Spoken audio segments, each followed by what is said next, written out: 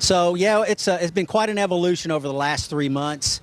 We've been involved from the beginning through all the processes of assessing our spacecraft, Calypso, and it was trying at times. There were some tough times all the way through.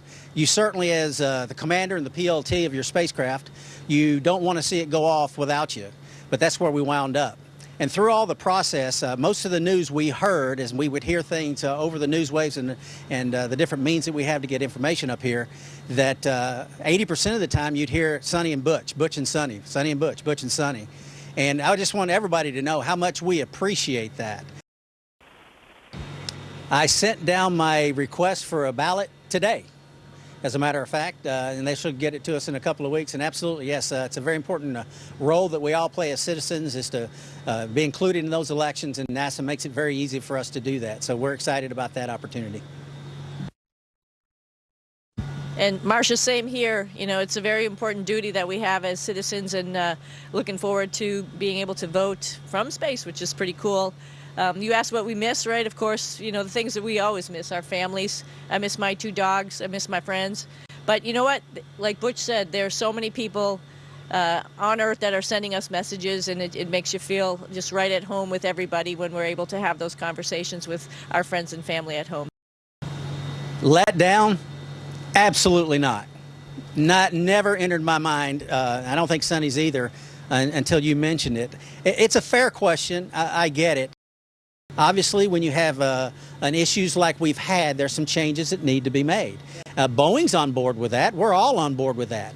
And I can tell you, when you push the edge of the envelope again and you do things with spacecraft that have never been done before, just like Starliner, you're going to find some things. And in this case, we found some things that we just could not get comfortable with putting us back in the Starliner when we had other options. There's many cases in the past where there have not been other options. We were very fortunate that we have the space station, and that we had the option to stay, and we had the option to come back a different way if that's what the data showed. I think the data could have gotten there. We could have gotten to the point, I believe, where we could have returned on Starliner, but we just simply ran out of time. Other thoughts about seeing it leave? You know, like you mentioned, we're both, you know, Navy. We've both been on deployments. We're not surprised when deployments gets changed. I mean, our families extended. Our families are used to that as well. So that's not a humongous surprise. I think, like Butch said, this is test.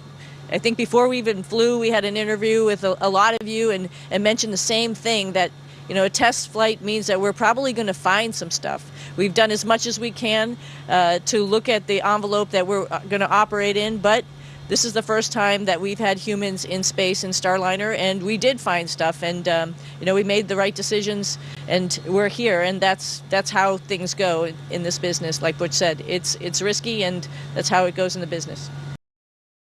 It was wonderful that it made it back. And the fact that we weren't on it didn't even come into mind at all. It was never like, oh, we shouldn't. No, not at all. The decision was made. Like I said, we flipped that bit. We go forward with the plan of the day, and we hope the best for all aspects of all space flight endeavors, regardless of where they are, regardless of what's taking place. So we go with it. 8 days. It was more than 8 days, but 8 days is a number that keeps getting said. It was going to be longer than that. But 8 days to 8 months or 9 months or 10 months, whatever it is, we're going to do the very best job we can do every single day, because that's what the folks that do this type of job have to do. You have to have that mindset, because it is not an easy business, like I said. You know, you sort of turn to and, you know, just take on the next activity of the day, and, you know, that's what we do. We're professionals. I think I have to say, though, in the back of my mind, you know, there's folks on the ground who had some plans, right? Like, you know, like my family, and so to spend some time with my mom, and I think I was fretting more about that, like the things that we had sort of all talked about and planned for this fall and this winter.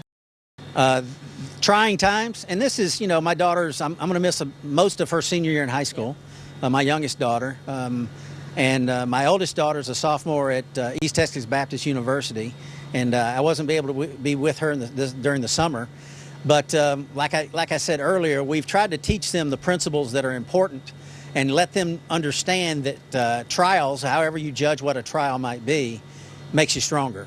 And in that respect, I'm grateful. I'm grateful that it's played out the way it has. We're here, we're safe, we're in a place that we're both familiar with, and doing things that we actually enjoy doing. And but for them, it is different, and they're going to learn from this, and they're going to grow from this, and like they never could have in any other situation. And for that, I am grateful. Yeah, and I think you hit the nail on the head. My husband has said that. My mom has said it before too. This is my happy place. I love being up here in space. It's just fun. Every day you do something that's work, quote unquote. You can do it upside down. You can do it sideways. So it adds a little different perspective.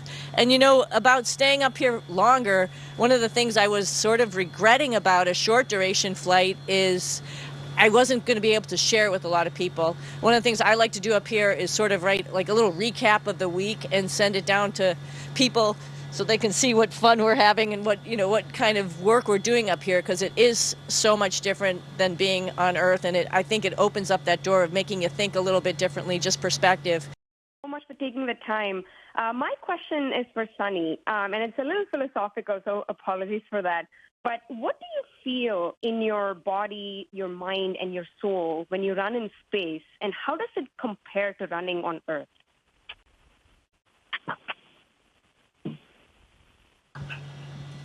So interesting question. I was mentioning a lot of the physical activity that we do up here. It's a little harder, a little different, but fun at the same time. When I'm on Earth and I'm running